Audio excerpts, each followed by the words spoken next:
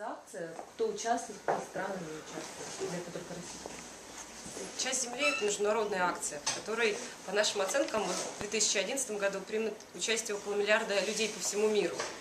Но официально зарегистрируется на сайте www.ru/60 около нескольких сотен тысяч россиян. Это только те, кто официально примыкает к акции. Есть очень много неофициальных.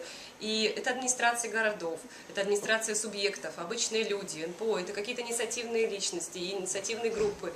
И на самом деле смысл акции – это не столько таким огромным количеством, миллиардным отключением света, это сэкономить какое-то количество электроэнергии, а главное привлечь внимание к людей к экономии природных ресурсов, которые с каждым годом, я думаю, это ни для кого не секрет, это уже объективно становится все меньше и меньше.